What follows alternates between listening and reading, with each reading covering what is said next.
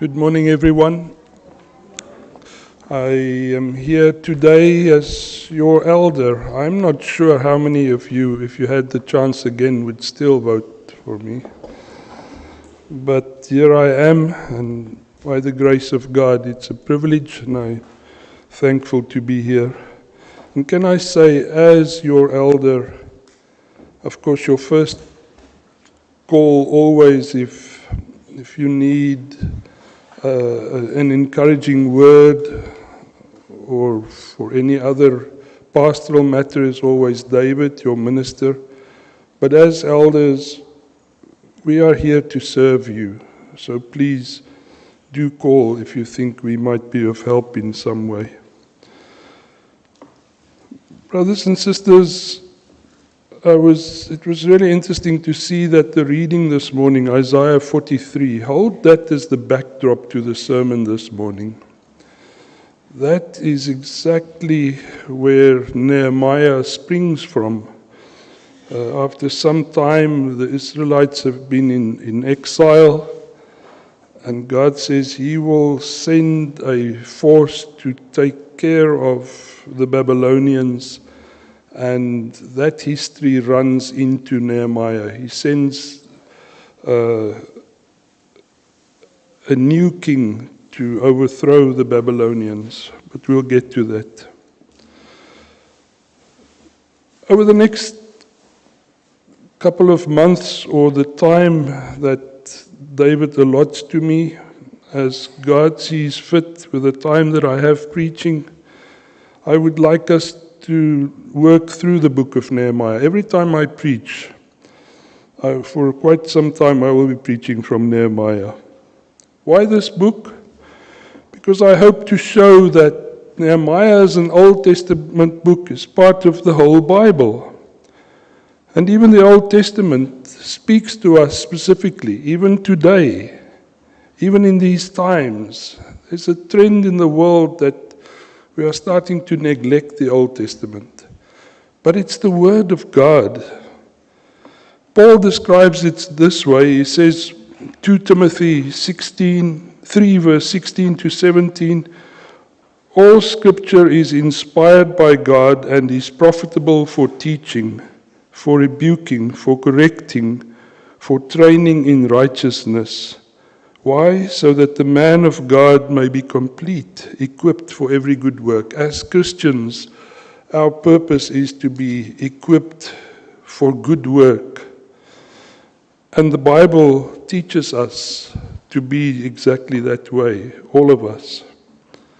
On a practical level, I believe the book of Nehemiah reminds us that we are again living as exiles. In this time that we live, in a strange land no less, trying to make sense of the culture that surrounds us.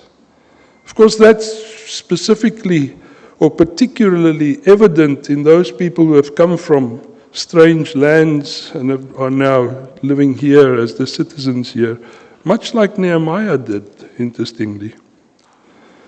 We are exiles, and in our confusion, we are confused and we're trying to make sense of the world around us. As Christians,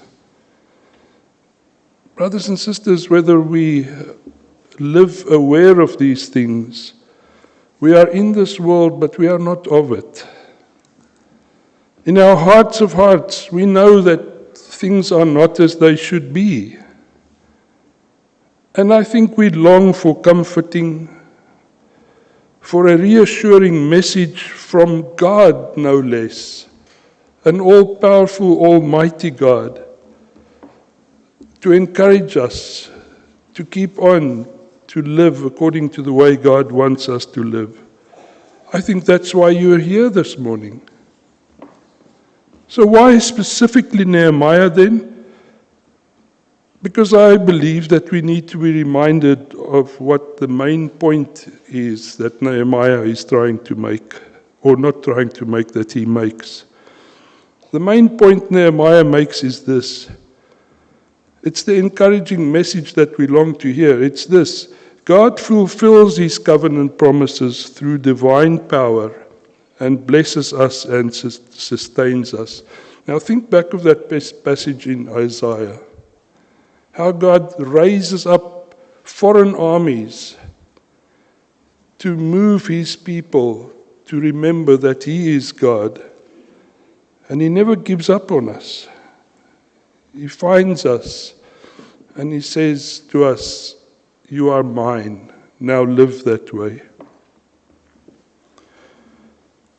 Maybe before we carry on then, with that main message in mind, let us pray that that is the message we will hear this morning from the book of Nehemiah. Let's pray. Lord God Almighty, O Father, let the book live for me. Show me myself in the book. Show us ourselves in your book, Lord, and show us Jesus, our Savior, and let the book live for me. Amen. If you will, take up your own book, your Bible. I think the Pew Bible, the pages, I just had a quick look, it's 469 in the Pew Bibles is where you will find Nehemiah.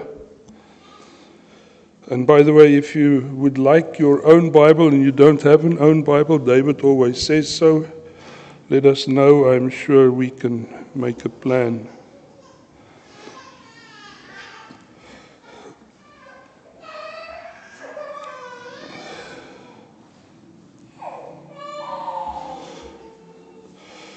The first, if you're taking notes, so you might have a first point to say, personal connection ignites concern.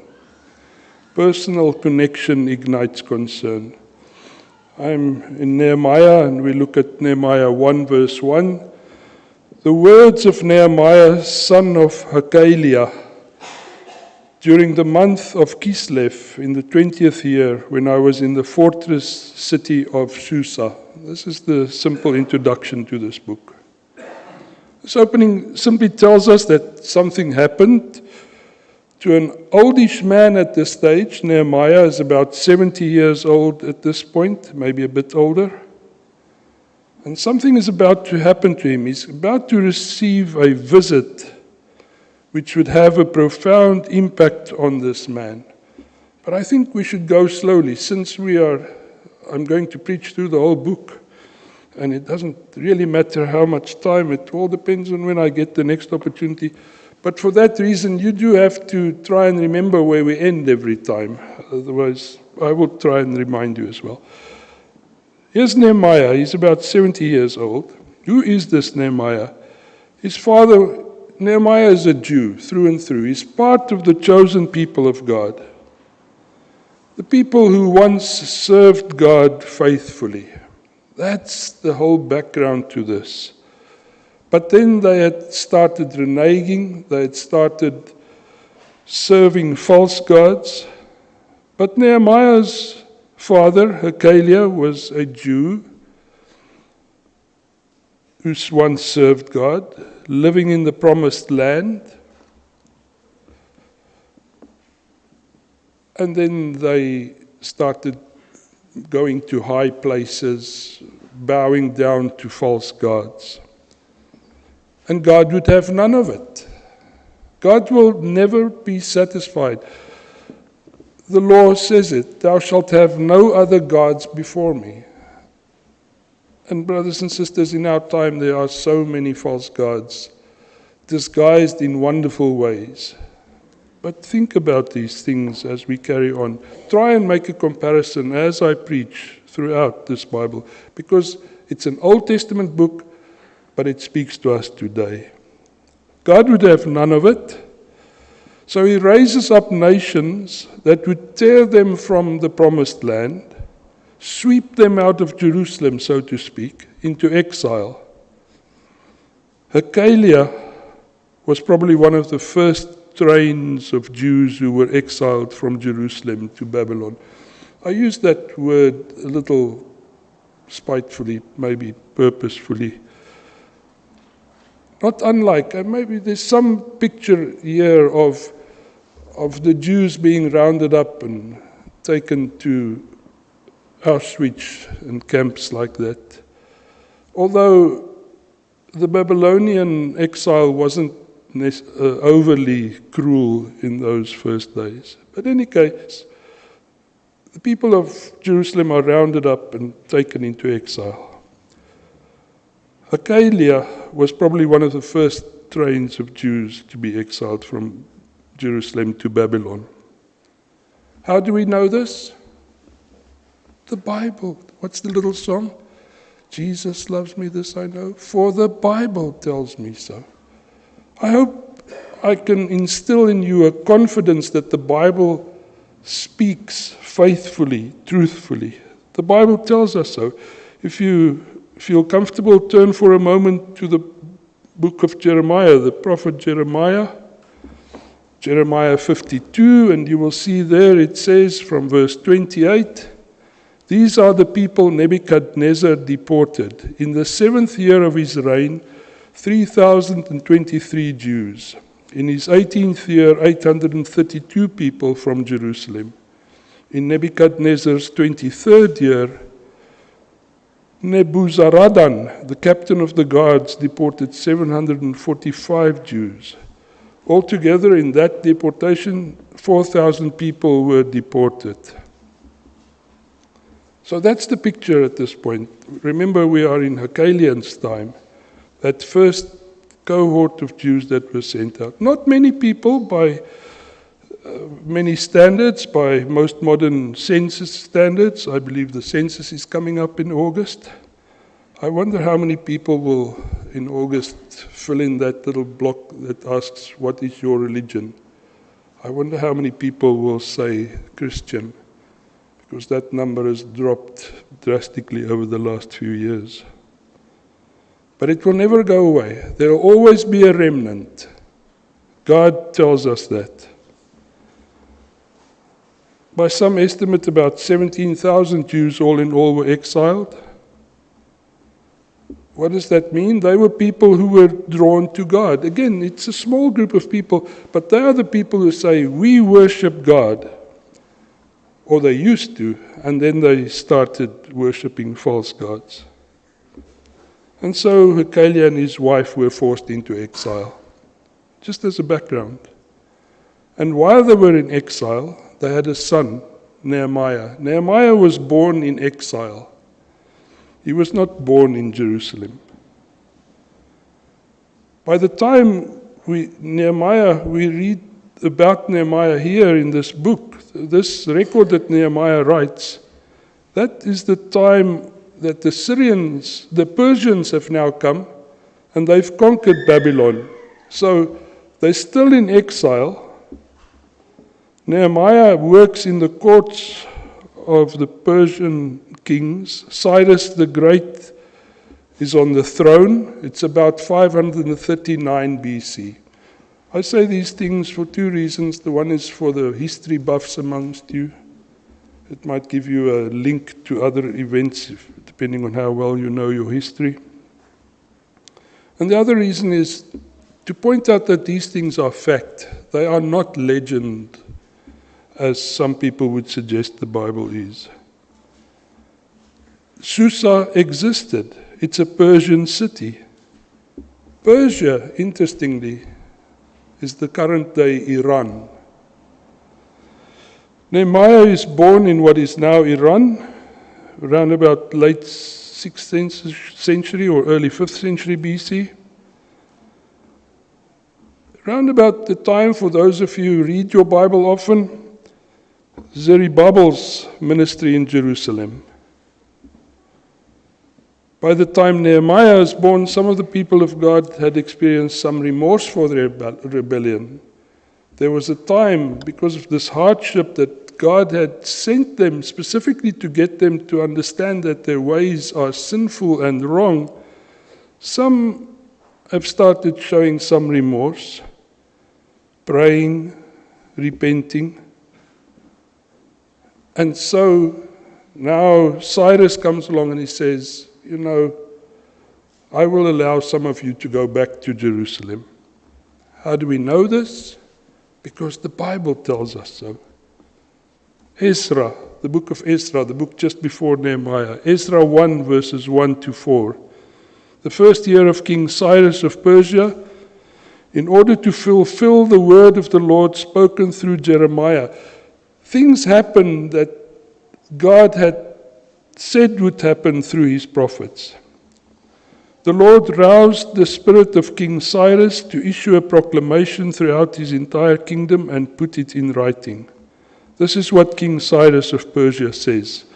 The Lord, the God of the heavens, has given me all the kingdoms of the earth and has appointed me to build him a house at Jerusalem in Judah. These words are so loaded. Any of his people among you, may his God be with him, and may he go to Jerusalem in Judah and build the house of the Lord. Rebuild the temple. The God of Israel, the God who is in Jerusalem, the house of the Lord, the God who is in Jerusalem. Let every survivor, wherever he resides, be assisted by the men of that region with silver, gold, goods, and livestock, along with the freewill offering for the house of God in Jerusalem. God raises up Cyrus to send the people back to Jerusalem. He says, you are to be a nation in this world again. And so some go, and they start to rebuild the temple. But as always, of course, after some time, after returning to Jerusalem, some people again become complacent. Isn't that the pattern of our lives, friends?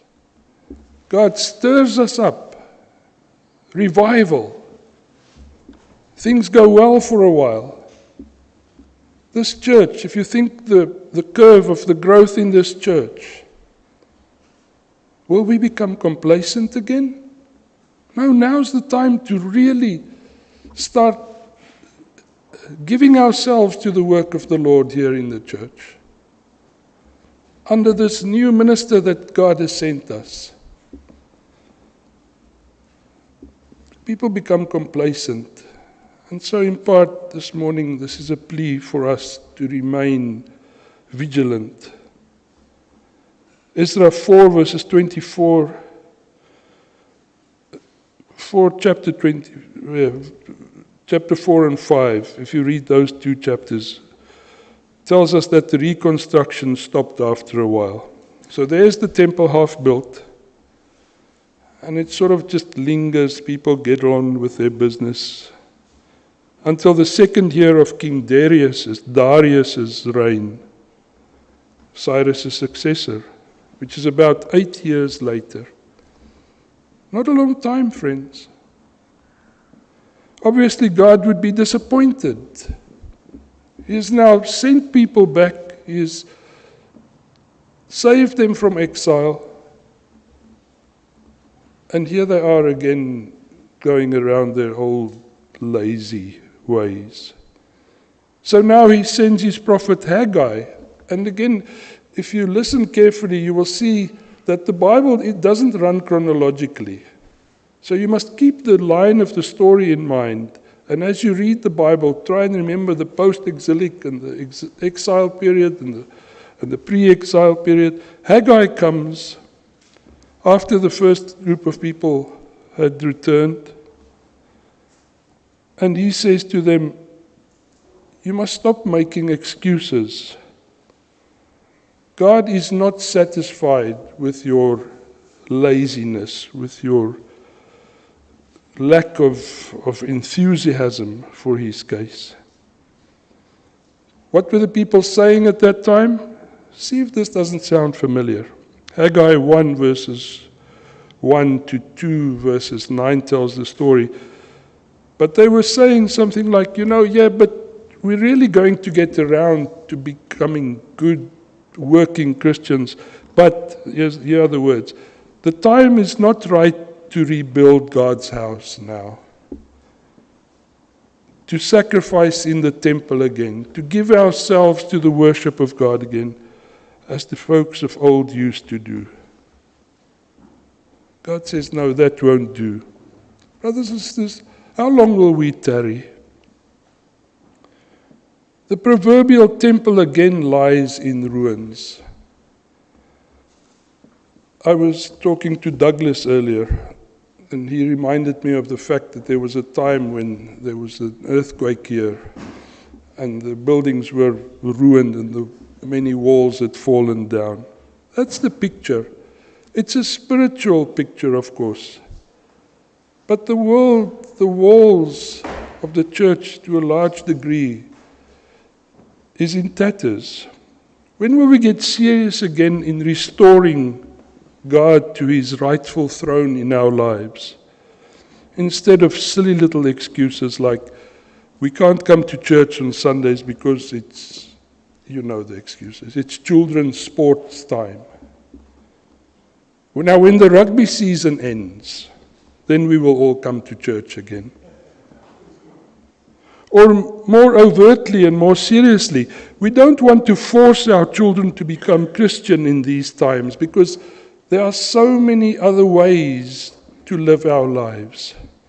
We live in different times. We want our children to have a say in what they want to be taught, what they want to believe. Which of course shows exactly what those who say it really believe.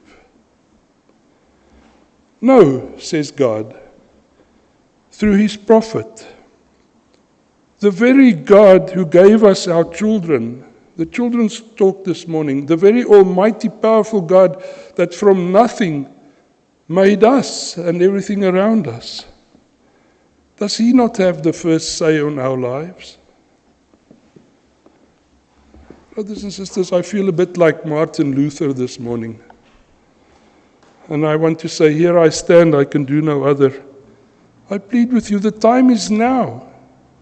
On our way to church this morning, said to Esther, my sermon is going to run more or less along these lines, pleading for revival. And Esther said a true thing. Every day should be the first day of our revival. This morning I say, let this day be that day. Joshua 24 verse 15 is a good reminder. If it doesn't please you to worship the Lord, choose for yourself this day. Which will you worship? The false gods your ancestors worshipped beyond the Euphrates River, or the gods of the Amorites in whose land you are living? Remember, we are exiles in this land. As for me and my family, we will worship the Lord, says Joshua. May it be our words too. God, through Haggai, says it this way, Haggai 1, verse 3-5. The word of the Lord came through the prophet Haggai. Is it time for you yourselves to live in your paneled houses, all the comforts and the stuff, I'm adding a few words, while this house of the Lord lies in ruins? Now the Lord of the army says, think carefully about these things, friends. That is the background to all of this. And so Nehemiah wakes up one day in this land of luxury, in a strange land around him, under a foreign ruler. He doesn't know Jerusalem. He's never been there since his birth. But he knows it's the land of his birth, the land of his forebears, the land of his parents who were Jews, who were God-fearers. And somehow they had instilled that fear of God in him, because he is deeply moved with a passion for living a life that is pleasing to God. But he's a foreigner in a strange land, like we are. He's in exile. Oh, he's done well, like many of us have. He has climbed through the ranks of his chosen profession to a high position in the Persian government. And again, this is where the Bible just works so beautifully. Remember the story of Joseph in Egypt? How the Christians are used by God to climb the ranks, to be influential. Think about Daniel in Babylon. Well, Nehemiah, he clearly has drive and ambition. He was a natural leader. God equips people. Throughout his career and by the grace of God, provisionally, it's God who gives us our talents, God who places us in places. We are not here by chance. Nehemiah rises to the position of cupbearer to King Artaxerxes Longimanus, to give you the whole title. His job is to taste the royal food. It's a position of responsibility, and it points to the trust that the king has in him. And because of this trust, they build up a friendship. And because of this friendship, this relationship that they have, this Jew cupbearer and the Persian king, from this position, we will see, we won't get to that this morning, but it is because God has placed him there that he is able to say to the king, can't you help us do something about the state of the walls in Jerusalem, where the temple lies exposed. By then, under God's conviction, and Haggai is prophesying, under Zerubbabel and Joshua's leadership, people had in fact started rebuilding the temple, but the walls are still broken down. And so we get to point 2. Painful news sparks prayer. Nehemiah receives this news of this pitiful state of Jerusalem. And what does that result in his life? He hears, he must have heard that the temple had been rebuilding. And so the first thing he does when he receives the visitors, he asks them, how's things going in Jerusalem? Brothers and sisters, again, let's just step away from a moment from that scene on the stage, I hope that you have in your heads, of Nehemiah there with his visitors, and just focus on the fact that Nehemiah asks about the state of affairs in Jerusalem. When last did you inquire about things, Christian things, church things, about the state of the nation against the backdrop of the fact that we are church in this world that we live? Are we concerned for the fact that so many people have not heard the word of God? Have you asked about the state of the church? This past week was our General Assembly. And it was in many ways a gloriously blessed assembly. I think in so many ways the church has come back to a degree, won't you agree, to a biblical truth and understanding of God's reign.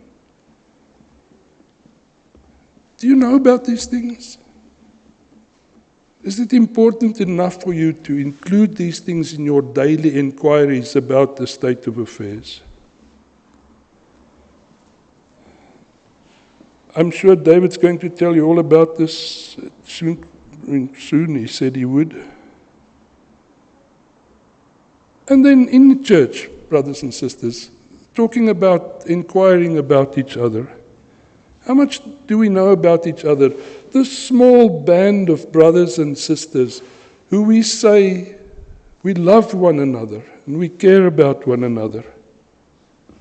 Do we inquire about people, whether they are lost and lonely or afraid? See, this is the way God wants us to live in this world, as you will see as we end this sermon. Nehemiah asks about the state of affairs in Jerusalem, and the response he gets is truly disturbing. And if you ask brothers and sisters, you might be shocked to hear how much concern we should have for so many things in this world. I'm not suggesting we live our lives worry-warts and in sackcloth. On the contrary, we have an almighty God that says to us, in this chaos, I will never let you go.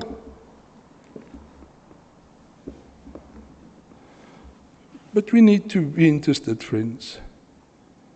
He asked them what it's like in Jerusalem. Nehemiah 1 verse 3, they said to me, the remnant in the province who survived the exile, that small group of people who either went back or who stayed behind there during the exile, they are in great trouble and disgrace. Jerusalem's walls has been broken down and the gates have been burned. With other words, the people of God are at the mercy of all kinds of influences and attacks and mockery. The wall that was meant to protect them lies in ruin. Friends, and then this, by the way, we're only doing 4 verses, so take heart. The wall in Nehemiah functions as a symbol of restoration. That's what this wall is about. If the wall is standing and strong, the Jews know who they are. It's true. In our lives, it's true. If we know we are Christian, if we know we are church-going Christians, in Africa, the black people will say, Ek loop kerk toe. I go to church. And in it there's a whole identity. And from that identity we gather strength. The wall surrounding Jerusalem was once a symbol of the identity of the people of God, and now it lies in ruin. And if only they can rebuild it. God knows. When we start caring about the broken down walls, we will find courage and encouragement again. Broken down, burnt, the gates represent only the once thriving community's disgrace. I went to Europe recently, not so recently, last year I think. And most churches there these days are either nightclubs or museums. Nehemiah 2 explains all of the aspects of what the wall meant for them. That's why Nehemiah says, will say, you will see, we must do something about that wall. Because he knows that once we start being aware of the fact that the walls are in ruin, once we start rebuilding, that is when our revival spiritually will also come. By the end of Nehemiah, I think I will end this way myself then, just as a precursor to what we will be moving towards steadily as we preach through Nehemiah. We find the significance of this rebuilt wall explained in Nehemiah 6 verse 15 and 16. The wall is in fact completed in 52 days, a miracle in itself in many ways. And there's a date for it. On the 25th day of the month Elul, just again to show you how accurate this can be. And when all our enemies heard this, all the surrounding nations were intimidated and lost their confidence, for they realized that this task had been accomplished by our God. Somebody set the timer for me. I don't mind, it's a good thing. You know me too well. But friends, we'll see by the time we come to the end of Nehemiah, we see that that rebuilt wall would also mark a transition towards renewed religious life, just as God knew it would. Of course, what would happen is the people would renege again, but that's a different story. Let me end this way, and if you want to make a point of this, we can call it prayerful morning leads to mission. Nehemiah 1 verse 4 says, when I heard these words, I sat down and wept. I mourned for a number of days, fasting and praying before the God of the heavens. You see, Nehemiah is saying, he's now asked about Jerusalem. They say Jerusalem is in ruin. The walls are broken down. What does he do? Well, he mourns, he fasts, and he prays. If you look at verse 4, you will see those 3 points. We say something quickly about them. It's a sad state of affairs, friends. No wonder he weeps. Weeping in biblical times is not the way we understand weeping. It's more than just sadness for a specific thing. It is looking into your own soul and realizing things are not right. That is the way Nehemiah weeps. He weeps, he mourns. Oh, by the way, his weeping also reveals he's a leader whose deepest passion was vindicating God's name. That's why we should weep, you see. The bigger thing is for this state of affairs around us.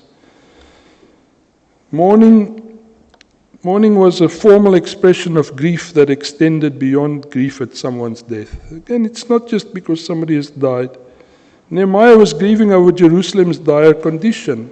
We should weep for the church if the church isn't allowed to grow, or if there is no drive within the church to grow to the glory of God, not for some selfish reason or the other.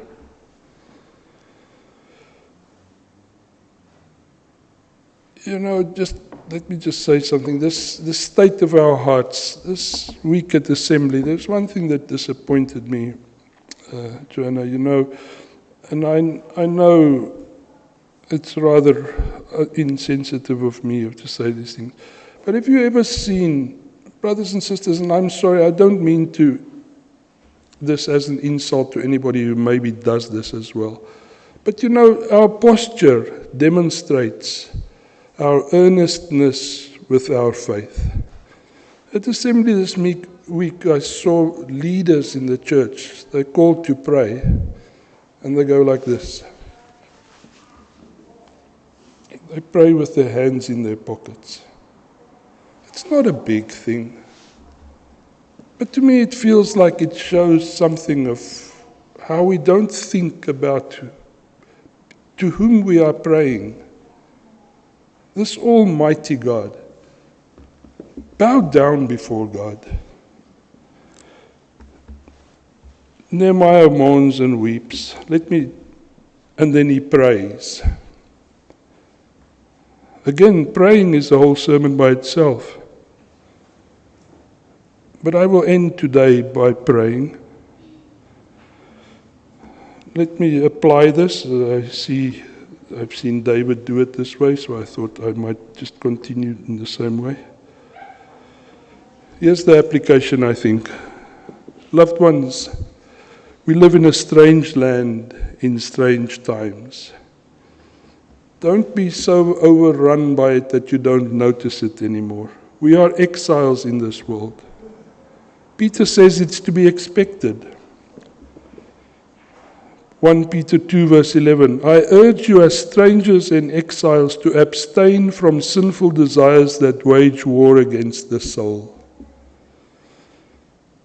1 Peter 1 verse 1, Peter, an apostle of Jesus Christ, to those chosen living as exiles, dispersed abroad in Pontus, Galatia, Cappadocia, Asia, Bithynia, chosen to be obedient and to be sprinkled with the blood of Christ.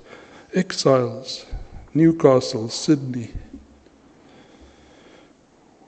1 Peter 1 verse 17, conduct yourselves in reverence during your time living as strangers. In other words, brothers and sisters, we must remember that we are but travelers in this land. And by grace alone, through faith alone, it will show that we know who we are by the way we live, and as we find our way back to the promised land. Will we pray for that even now? Let's pray. Our Father who is in heaven, Almighty God, the God who knew this moment before we arrived here this morning, indeed before we were born, and that has given us your word, your book, so that we can know what is happening around us and how we can find our way back to you. God Almighty, strengthen us, teach us, keep us on the right path, keep us strong and brave. Let us stand up for your glory, Lord. Let this church, all churches, but Lord, I pray for this church specifically this morning, let us be a beacon, a shining light, a place where we encourage one another, a place that will become a place of refuge for the world. We pray these things in Jesus' name. Amen.